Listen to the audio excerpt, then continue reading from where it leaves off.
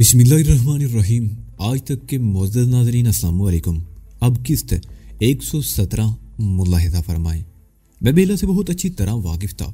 وہ دنیا کی خطرناک ترین عورت تھی، اس میں بے پناہ صلاحیتیں تھیں، وہ ان صلاحیتوں سے فائدہ اٹھانا بھی جانتی تھی۔ سیٹھ رمضان کرنسی والا جیسے بدصورت اور کھوج کو اپنا اعلیٰ کار بنا کر وہ بڑی آسانی سے دوسروں تک پہنچ سکتی تھی۔ بیلا کسی معمولی مشن پر یہاں نہیں آئی ہوگی۔ راہ میں اس کی اہمیت سے میں اچھی طرح واقف ہو گیا تھا۔ اسے بڑے اور اہم مشنوں پر ہی ملک سے باہر بھیجا جاتا تھا۔ اس سے پہلے بھی وہ کئی مرتبہ پاکستان آ چکی تھی اور جب بھی یہاں آئی تھی یہاں خاصی افراتفری مچا کر گئی تھی۔ آخری مرتبہ وہ اس وقت آئی تھی جب دہشت گردی کی تربیت کے لیے نوجوانوں کو منتخب کر کے راجستھان کے ٹریننگ کیمپوں میں بھیجا جا رہا تھا۔ بعض نوجوان حسین عورتوں، شراب اور دولت کے لالچ میں آ کر اس کے شکنجے میں پھنس جاتے۔ بعض کو اغوا کر کے سرحد پار پہنچا دیا جاتا جہاں ان کی برین واشنگ کر کے ان کی سوچوں کا رخ ہی بدل دیا جاتا اور انہیں پاکستان واپس بھیج کر انہی سے تقریب کاری کرائی جاتی۔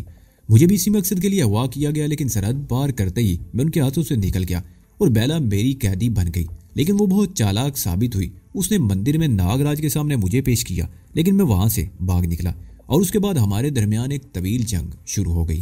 میں نے ماؤنٹ آبو میں ان کا دہشت گردی کا ٹریننگ کیمپ تباہ کیا۔ ناگراج خطرناک ترین آدمی تھا۔ وہ سانپ کے زہر سے ایک ایسا انجیکشن تیار کر رہا تھا جو انسانیت کے لیے تباہ کن ثابت ہوتا۔ یہ زہریلا اور خوفناک ترین انجیکشن خاص طور پر پاکستان کے خلاف استعمال کے لیے تیار کیا جا رہا تھا، لیکن میں نے ناگراج کو موت کے گھاٹ اتار کر اس کا یہ منصوبہ خاک میں ملا دیا۔ راجستھان میں طویل عرصے تک بیلا سے میری آنکھ مچولی جاری رہی تھی۔ کبھی میں اس کے ہتھے چڑھ جاتا اور کبھی وہ میری گرفت میں آ جاتی، لیکن ہم دونوں ایک دوسرے کو چکما دیتے رہے اور بالآخر میں وہاں سے فرار ہو کر پاکستان آنے میں کامیاب ہو گیا۔ اور اب بیلا یہاں دکھائی دے رہی تھی اور میں نے اسے دیکھتے ہی فیصلہ کر لیا تھا کہ وہ جس مقصد سے بھی آئی ہو میں اسے اس کے ارادوں میں کامیاب نہیں ہونے دوں گا۔ تابندہ نے بھی میری باتوں سے اندازہ لگا لیا تھا کہ میں ایک بار پھر ایک نئے راستے پر چلنے والا ہوں۔ اس کی آنکھوں میں اور چہرے پر تشویش نمایاں تھی۔ اسے یہ خدشہ لاحق ہو گیا تھا کہ میں اسے چھوڑ کر چلا جاؤں گا۔ میری ایک بات مان لو ناجی، وہ میرے چہرے پر نظریں جماتے ہوئے بولی، تم شتر بے مہار کی طرح بھاگتے رہے ہو۔ آج تک کوئی ایسا شخص نہیں ملا جو تمہیں سنبھال سکتا۔ جو بھی ملا اس نے تمہیں اپنے گنونے مقاصد کے لیے استعمال کیا۔ تم اپنی زندگی کے کئی سال ضائع کر چکے ہو۔ تم اپنے بیتے ہوئے سالوں پر فخر نہیں کر سکتے۔ تم کسی محفل میں بیٹھ کر یہ نہیں کہہ سکتے کہ تم بہت بڑے اسمگل رہے ہو یا تمہارے ہاتھوں کتنے آدمی مارے جا چکے ہیں۔ کوئی بھی قابل فخر بات تمہارے ماضی سے وابستہ نہیں۔ تم ٹھیک کہتی ہو، میں نے گہرا سانس لیتے ہوئے کہا، لیکن اس کارنامے کا ذمہ دار میں خود نہیں ہوں۔ مجھے اس وقت ایک غلط راستے پر ڈال دیا گیا تھا جب مجھے اپنے اچھے برے کی تمیز نہیں تھی، کوئی شعور نہیں تھا۔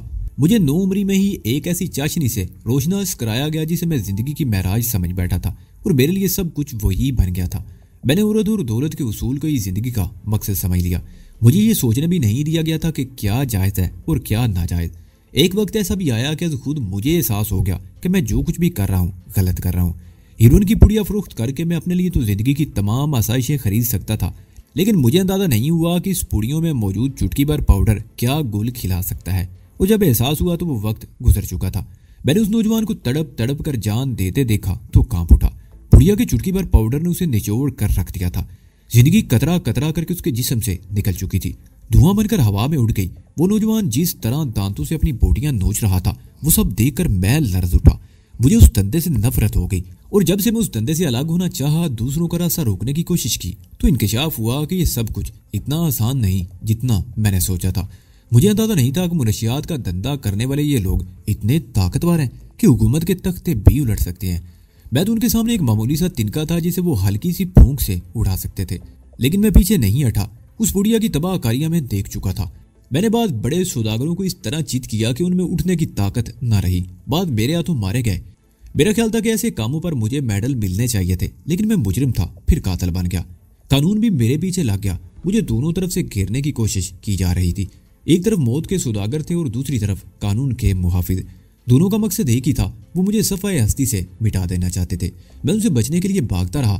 اس وقت میں نے ایک فیصلہ کیا تھا، کسی گمنام جگہ پر گمنامی کی زندگی گزاروں گا، لیکن مقدر نے ایک اور کلابازی کھائی اور میں ہندوستان پہنچ گیا۔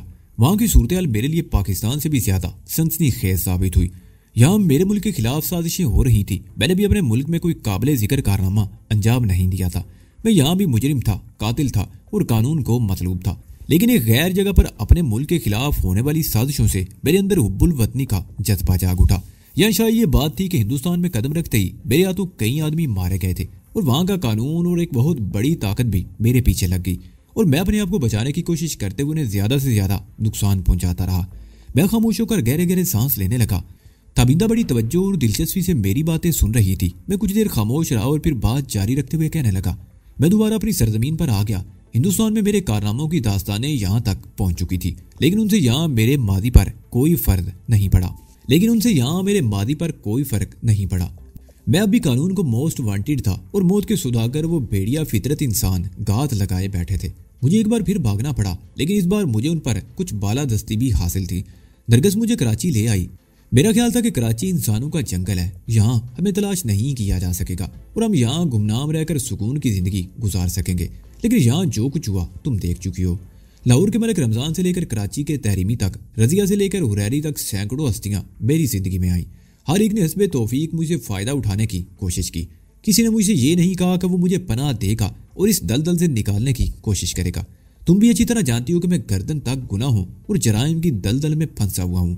اس کے باوجود تم مجھے اپنانا چاہتی ہو۔ یہاں میرے سینکڑوں دشمن ہیں۔ کسی کی انگلی کا اشارہ مجھے کسی بھی لمحے آہنی سلاخوں کے پیچھے پہنچا سکتا ہے اور میرا انجام پھانسی کے تختے پر ہی ہوگا۔ دنیا کی کوئی طاقت مجھے نہیں بچا سکے گی۔ یہ سب کچھ جانتے ہوئے بھی ہاں میں تمہیں اپنانا چاہتی ہوں۔ تابندہ نے میری بات کاٹ دی۔ میں تمہاری جوانی اور رونائی پر عاشق نہیں ہوں اور نہ ہی میرا کوئی اور مفاد وابستہ ہے۔ میں نے بہت سوچ سمجھ کر تمہیں اپنانے کا فیصلہ کیا ہے۔ میں تمہیں اس دلدل سے نکالوں گی، تمہیں دنیا کی نظروں سے چھپا کر رکھوں گی۔ یہاں نہیں تو میں تمہیں کہیں اور لے جاؤں گی۔ ہم یہ ملک چھوڑ دیں گے۔ میرے پاس دولت کی کمی نہیں، میں دبئی میں بیٹھ کر بھی یہ بزنس چلا سکتی ہوں۔ یہاں اشرف جیسے دیانتدار لوگ موجود ہیں، وہ اس دفتر کو سنبھال لیں گے۔ میں تمہیں لے کر یہاں سے بہت دور چلی جاؤں گی اور تم پر کسی کی نظر نہیں پڑنے دوں گی۔ تم جذباتی ہو رہی ہو، میں نے اس کے چہرے پر نظریں جماتے ہوئے کہا۔ نہیں ناچی، میں جذباتی نہیں، تابندہ نے جواب دیا۔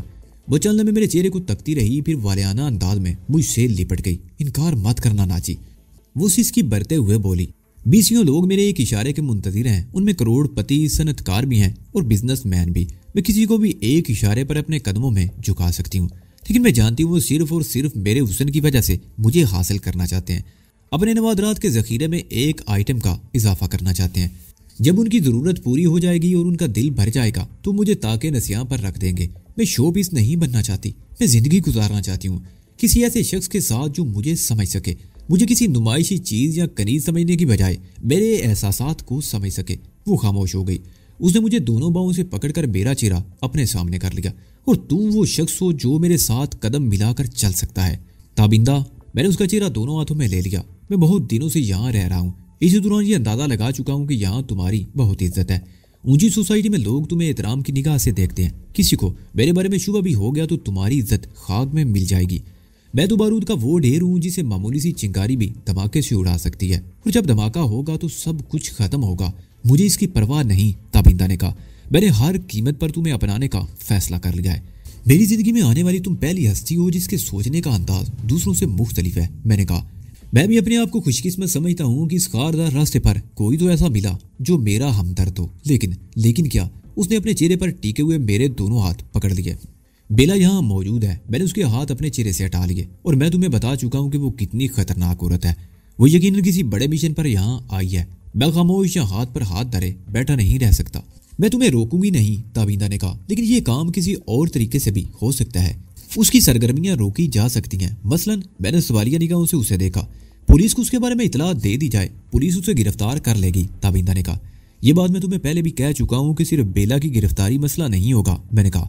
یہاں تو راہ کا پورا نیٹ ورک ہے اور میں چاہتا ہوں کہ کم از کم کراچی میں موجود سب لوگوں پر بیک وقت ہاتھ ڈالا جائے۔ تو پھر ایک بات میری سمجھ میں آتی ہے، تابندہ بولی۔ CIA کا انسپیکٹر فرمان ہے، میرا دوست ہے، اس نے کہا۔ اس سے بات کی جائے، وہ لوگ اپنے طور پر بیلا اور اس کے دوسرے ساتھیوں کے بارے میں تحقیقات کر کے کارروائی کریں گے، لیکن اس طرح خود میرے لیے مسائل پیدا ہو جائیں گے، میں نے کہا۔ انسپیکٹر فرمان کو اگر ذرا سا بھی شبہ ہو گیا کہ میں کون ہوں تو بنا بنایا کھیل بگڑ جائے گا۔ ایسا نہیں ہوگا، تابندہ مسکرائی۔ یہ سب کچھ تم مجھ پر چھوڑ دو، بلکہ میرے ذہن میں ایک اور ترکیب آ رہی ہے۔ میں کوشش کروں گی کہ تمہیں سامنے آنے کی ضرورت ہی نہ پڑے۔ کیسی ترکیب؟ میں نے پوچھا۔ مجھے ذرا سوچ لینے دو، ہم کل بات کریں گے، اس نے کہا۔ ٹھیک ہے، میں نے کہا، تو پھر یہ محفل برخاست کر دی جائے، مجھے نیند آ رہی ہے۔ تابندہ میری اس بات پر مسکرائے بغیر نہ رہ سکی۔ وہ خاموشی سے اٹھ کر اپنے کمرے کی طرف چلی گئی اور میں اپنے کمرے میں آ گیا۔ لباس تبدیل کر کے میں بستر پر لیٹ گیا۔ رات کے 2:15 بجے تھے۔ میں اگرچہ نیند کا بہانہ کر کے وہاں سے اٹھا تھا، لیکن حقیقت یہ تھی کہ میری آنکھوں میں کوسوں دور تک نیند کا نام و نشان تک نہ تھا۔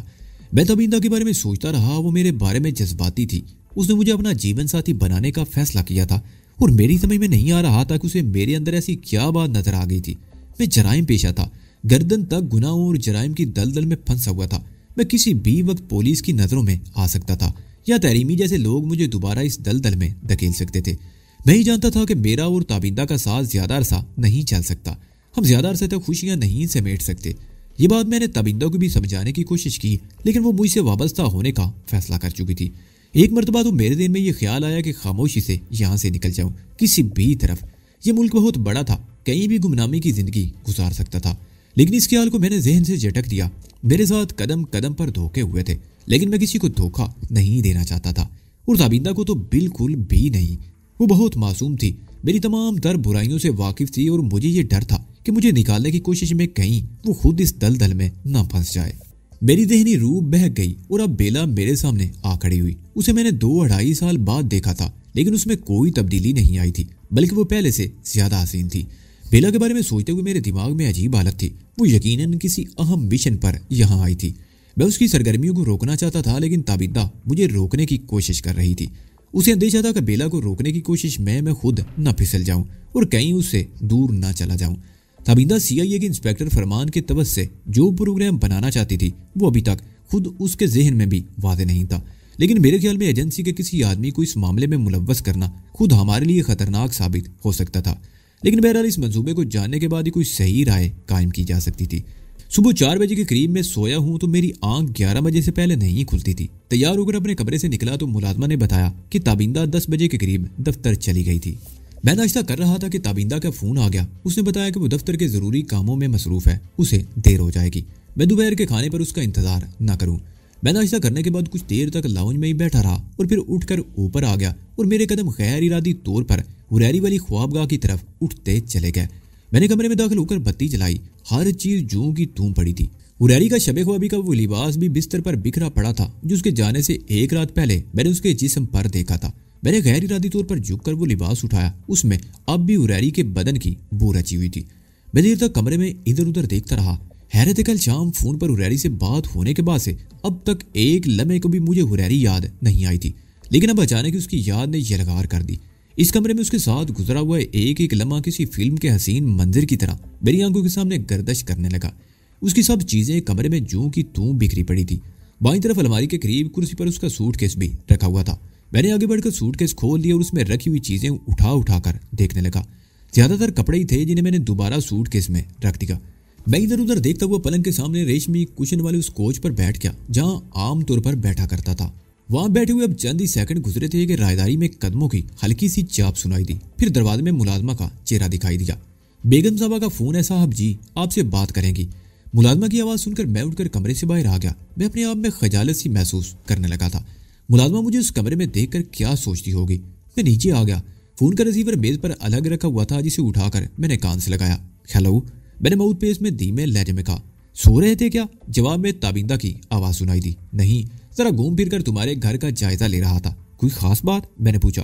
ہاں، بہت ہی خاص بات۔ تم نے ابھی تک کوئی ایوننگ پیپر تو نہیں دیکھا ہوگا؟ تابندہ بولی۔ نہیں، تمہارے گھر میں تو صبح 7 بجے ایک روزنامہ آتا ہے، میں نے ابھی وہ بھی نہیں دیکھا۔ کوئی خاص خبر؟ ہاں، بہت ہی خاص، تابندہ نے کہا۔ حریری ماری گئی؟ کیا؟ میں اس طرح اچھل پڑا جیسے میرے پیروں پر بچھو نے ڈنک مار دیا ہو۔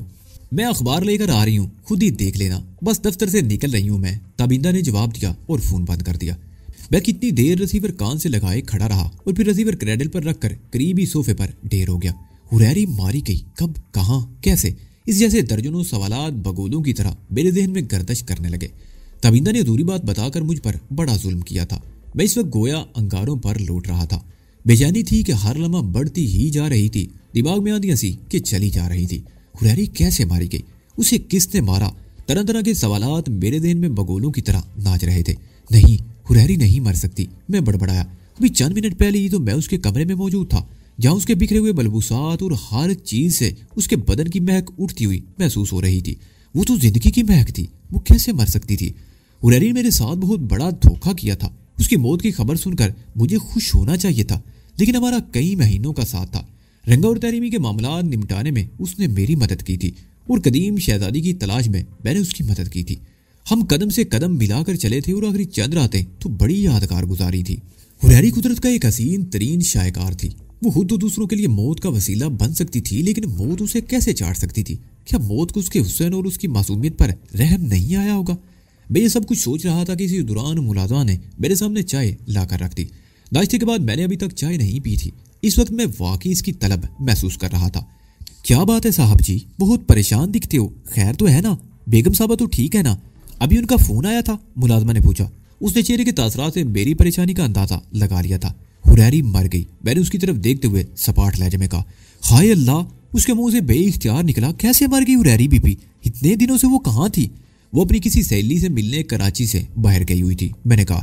اس کے مرنے کی خبر اخبار میں چھپی ہے، تابندہ گھر پہنچنے والی ہے، اس سے ساری تفصیل معلوم ہوگی۔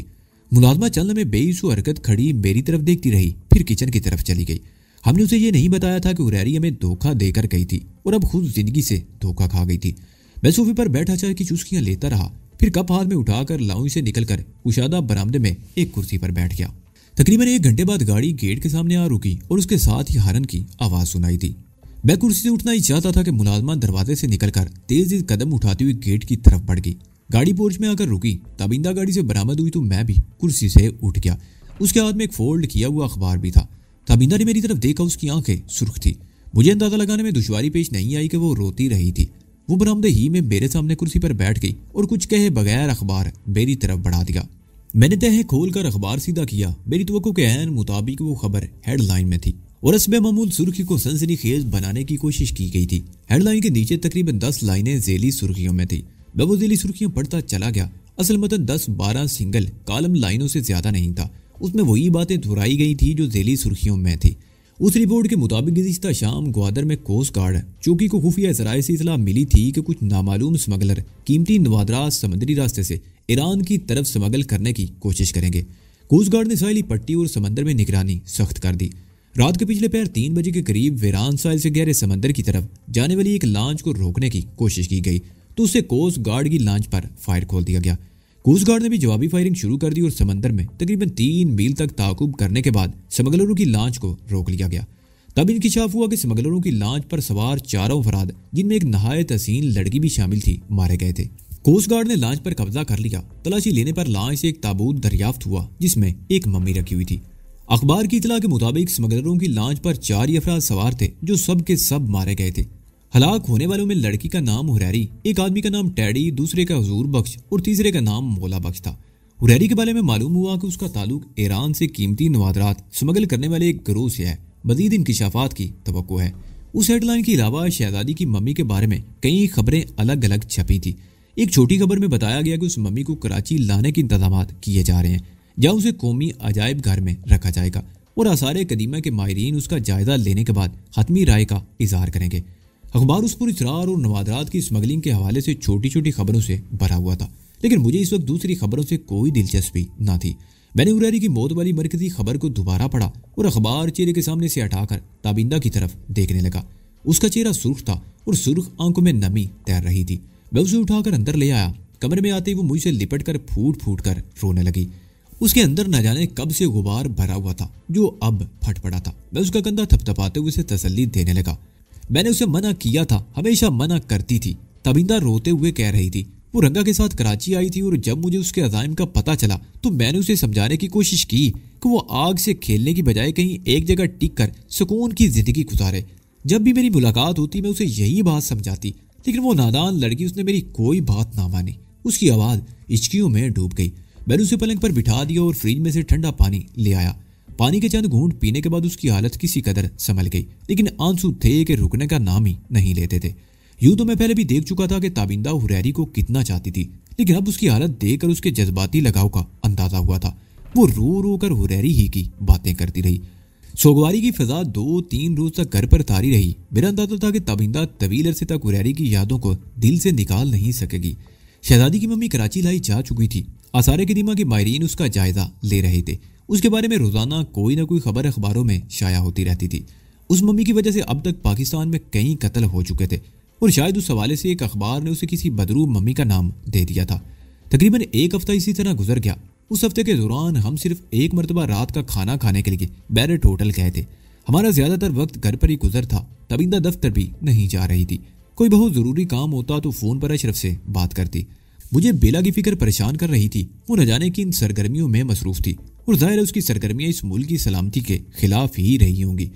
ایک ہفتے بعد ہم اپنے اصل پروگرام کی طرف لوٹ آئے۔ تبیندہ نے CIA انسپیکٹر کے حوالے سے جو پروگرام بنایا تھا اس میں اگرچہ میرے لیے بھی رسک تھا لیکن قابل عمل تھا، اور میں یہ رسک لینے کو تیار تھا۔ اس رات ہم کمرے میں بند ہو کر بیٹھ گئے۔ ہمارے سامنے میز پر ٹیپ ریکارڈر رکھا ہوا تھا۔ میں نے ایک مختصر سا مضمون لکھ کر اپنے سامنے رکھا ہوا تھا، اور پھر میں وہ مضمون اپنی آواز میں ریکارڈ کرنے لگا۔ ٹیپ کو پلے کر کے چیک کیا گیا، اس میں کچھ خامیاں نظر آئیں۔ دوبارہ ریکارڈنگ ہوئی اور پھر اس کے بعد وہ رات اسی چکر میں بیت گئی۔ آخری پہر وہ ٹیپ تیار ہو گیا جس کی ہمیں ضرورت تھی۔ اس ٹیپ میں تابندہ کی آواز بھی شامل تھی۔ ہم دونوں کی آوازیں ہماری اصل آوازوں سے بہت مختلف تھی، اور اس کے لیے ہم نے بڑی محنت کی تھی۔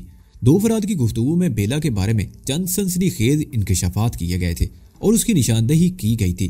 اس گفتگو میں چند وہ نام بھی شامل تھے جو ماؤنٹ آبو کے ٹریننگ کیمپ کی تباہی کے بعد اور الکا اگنی ہوتری کے تہہ خانے سے مجھے ملے تھے۔ یوں تو ان ناموں کی فہرست طویل عرصے کی تھی، لیکن میں نے چند اہم ناموں کا حوالہ دیا تھا۔ اسے اگلے روز تابندہ دفتر سے واپس آئی تو اس کے پاس ایک ایسا شاپنگ بیگ بھی تھا جس پر راجستھان کے شہر جے پور کے ایک بہت مشہور سپر سٹور کا نام اور ایڈریس وغیرہ چھپا ہوا تھا۔ یہ بیگ بہت مضبوط تھا اور اسے پکڑنے کے لیے ریشمی ڈوری کا ہینڈل بھی لگا ہوا تھا۔ اس بیگ میں چند اور چیزوں کے علاوہ 2 ساڑیاں بھی تھیں جن کے کناروں پر میڈ ان انڈیا چھپا ہوا تھا۔ شام 7 بجے کے قریب اس نے CIA انسپیکٹر فرمان کو فون کیا۔ اتفاق سے وہ اس وقت گھر پر ہی تھا اور کال اسی نے ریسیو کی تھی۔ تابندہ کی باتوں سے اندازہ ہو رہا تھا کہ دوسری طرف سے شکوے شکایت کا دفتر کھول دیا گیا تھا۔ تابندہ بھی کچھ ایسے ہی ڈائیلاگ بول رہی تھی۔ اچھا سنو، تابندہ کہہ رہی تھی، یہ شکوے تو بعد میں بھی ہوتے رہیں گے۔ میں نے ایک اہم کام کے سلسلے میں فون کیا تھا، تمہارے فائدے کی بات ہے۔ میں تمہارے ہاں آ جاؤں یا تم میرے ہاں آ سکتے ہو؟ وہ خاموش ہو کر دوسری طرف کی آواز سنتی رہی، پھر بولی، ٹھیک ہے، میں انتظار کروں گی، اور کھانا تم میرے ساتھ ہی کھاؤ گے۔ اس نے فون بند کر دیا اور مسکراتی ہوئی نگاہوں سے میری طرف دیکھنے لگی۔ وہ 8 بجے تک یہاں پہنچ جائے گا، اس نے کہا، اور پھر ملازمہ کو بلا کر اسے کھانے کے بارے میں ہدایت دینے لگی۔ ہم دونوں لان میں آ گئے۔ موسم بڑا خوشگوار تھا اور ٹھنڈی ہوا کے جھونکے بڑے بھلے لگ رہے تھے۔ کراچی کا موسم تو ویسے بھی شام کے بعد بہت خوشگوار ہو جاتا ہے۔ دن میں کتنی شدید گرمی کیوں نہ ہو، ٹھنڈی اور سوانی شام سارے گلے شکوے دور کر دیتی ہے۔ 8 بجے کے قریب انسپیکٹر فرمان پہنچ گیا۔ وہ دراز قامت خوبروز شخص تھا۔ عمر کا اندازہ 40 کے لگ بھگ لگایا جا سکتا تھا۔ بادامی رنگ کا سفاری سوٹ اس پر بہت اچھا لگ رہا تھا۔ تابندہ نے ملازمہ سے کہہ کر چائے وہیں منگوا لی۔ چائے کے دوران بھی ادھر ادھر کی باتیں ہوتی رہیں، اور یہ انکشاف میرے لیے خاصا دلچسپ ثابت ہوا کہ انسپیکٹر فرمان تابندہ کشور کا کلاس فیلو رہ چکا تھا۔ کراچی یونیورسٹی سے گریجویشن کرنے کے بعد فرمان پولیس کے محکمے میں آ گیا تھا اور تابندہ کشور نے بزنس لائن اختیار کی تھی۔ دونوں میں بڑی گہری دوستی تھی۔ تابندہ کشور کا انتقال ہوا تو فرمان جیسے مخلص دوست ہی تابندہ کے کام آئے۔ اسے فرمان جیسے دوستوں سے بڑا حوصلہ ملا تھا، لیکن ادھر کچھ عرصے سے ان کی ملاقاتوں کا سلسلہ موقوف ہو گیا۔ انسپیکٹر فرمان اپنے فرائض کے سلسلے میں مصروف تھا اور تابندہ حریری کے کراچی آ جانے سے جان بوجھ کر فرمان سے ملنے سے گریز کرتی رہی۔ تم نے فون پر میرے فائدے کی کوئی بات کہی تھی، انسپیکٹر فرمان نے اصل موضوع پر آتے ہوئے کہا۔ آخر ہونا پولیس والے ہمیشہ ہی اپنے فائدے کی سوچتے ہو، تابندہ نے کہا۔ آؤ اندر چل کر بیٹھتے ہیں۔ ہم لوگ ڈرائنگ روم میں آ گئے۔ تابندہ نے وہ شاپنگ بیگ فرمان کے سامنے رکھ دیا۔ میں آج کسی کام کے سلسلے میں ڈیفینس گئی تھی، میری گاڑی میں پیٹرول ختم ہو گیا، وہ کہہ رہی تھی۔ بیگ رکشے پر بیٹھ کر وہاں سے تقریباً 1 میل دور واقع پمپ پر پیٹرول لینے کے لیے چلی گئی۔ واپسی پر پیٹرول پمپ کے سامنے مجھے ایک پیلی ٹیکسی مل گئی۔ پچھلی سیٹ کے سامنے فٹ میٹ پر یہ شاپنگ بیگ پڑا ہوا تھا۔ وہ چند لمحوں کو خاموش ہوئی، پھر بات جاری رکھتے ہوئے کہنے لگی، پہلے میں نے سوچا ٹیکسی ڈرائیور سے کہوں کہ کوئی مسافر اپنا یہ بیگ بھول گیا ہے، لیکن پھر نہ جانے کیا سوچ کر میں خاموش ہو گئی۔ وہ جب ٹیکسی سے اتری تو یہ شاپنگ بیگ بھی اٹھا لیا۔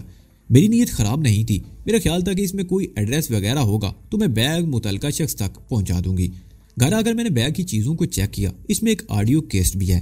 میرا خیال تھا کہ کیسٹ میں گانے بھرے ہوں گے۔ میں نے یہ کیسٹ پلے کیا تو اس میں گانوں کی بجائے کچھ اور ہے، اس لیے میں نے تمہیں فون کیا تھا کیونکہ یہ تمہارے مطلب کی چیز ہے۔ انسپیکٹر فرمان بیگ میں سے چیزیں نکال کر دیکھتا رہا۔ وہ ساڑیاں، انڈین کیڈبری کے چاکلیٹ کا ایک ڈبہ، ہندی کا ایک ناول اور کچھ اور چیزوں کے علاوہ آڈیو کیسٹ۔ اس نے کیسٹ کور میں سے نکال لیا اور اسے الٹ پلٹ کر دیکھنے لگا۔ میں بھی ریکارڈ پلیئر لے کر آتی ہوں، تابندہ کہتے ہوئے اٹھ گئی۔ یہ کیس سننے کے بعد ہی تمہیں اندازہ ہوگا کہ اس کی اہمیت کیا ہو سکتی ہے۔ وہ ڈرائنگ روم سے نکل گئی۔ اس کی واپسی میں تقریباً 5 منٹ لگے تھے۔ उसने टेप रिकॉर्डर साइड टेबल पर रखकर पलंग सोफे के पीछे दीवार पर सॉकेट में लगा दिया और फरमान के हाथ से केस लेकर रिकॉर्डर में लगाया और प्ले का बटन दबा दिया। इंस्पेक्टर फरमान अपनी जगह से उठकर करीब आ गया। वो बड़ी गहरी तवज्जो से वो आवाजें सुन रहा था। 20 मिनट की मर्द और औरत की इस गुफ्तगू में कम से कम 3 मरतबा बेला और 2 मरतबा सेठ रमजान करेंसी वाले का नाम आया था। 2-3 नाम और भी लिए गए थे। इस गुफ्तगू से यह अंदाजा लगाना दुश्वार नहीं था कि बेला भारतीय इंटेलिजेंस एजेंसी रा की खतरनाक एजेंट है जो किसी अहम मिशन पर कराची आई हुई है और सेठ रमजान करेंसी वाले से उसका राब्ता है। दूसरे नामों के बारे में भी कुछ ऐसा ही तासर मिलता था। गुफ्तगू खत्म हो गई। रिकॉर्डर के स्पीकर से खाली टेप चलने की सरर सरर की आवाज सुनाई देने लगी। ताबिंदा ने टेप बंद कर दी और फरमान की तरफ देखने लगी। फरमान के चेहरे पर सनसनी के अजीब से तासरात उभर आए थे। ये टेप कहाँ से मिला था? मेरा मतलब है डिफेंस में तुम किस जगह से टैक्सी में बैठी थी जिससे ये शॉपिंग बैग तुम्हें मिला था? फरमान ने ताबिंदा की तरफ देखते हुए पूछा। पेट्रोल पंप के साथ ही अंदर की तरफ एक सड़क जाती है जो आगे जाकर मेन ब्लू वार्ड से जा मिलती है। ताबिंदा ने बताया और उसे उस इलाके की सिचुएशन समझाने लगी। सेठ रमजान करेंसी वाले की कोठी भी उसी इलाके में थी। ताबिंदा ने बहुत खूबसूरत कहानी घड़ी थी। इलाके की निस्बत से भी ये इशारा मिलता था कि वो फरमान की तवज्जो सेठ रमजान करेंसी वाला की तरफ मबजूल करवाना चाहती थी। सेठ रमजान करेंसी वाला इंस्पेक्टर फरमान बड़बड़ाया। मुझे याद पड़ता है कि कुछ अर्सा पहले उस शख्स के बारे में एक रिपोर्ट आई थी। उसके पास अगरचे करेंसी के बिजनेस का लाइसेंस मौजूद है लेकिन उसकी आड़ में ये करेंसी का नाजायज धंधा भी करता है। और ये टेप, उसने इशारा किया, इससे लगता है कि वो किसी और खतरनाक किस्म की सरगर्मियों में भी मुलव्वस है। बहरहाल अब इस केस को मैं खुद देखूंगा।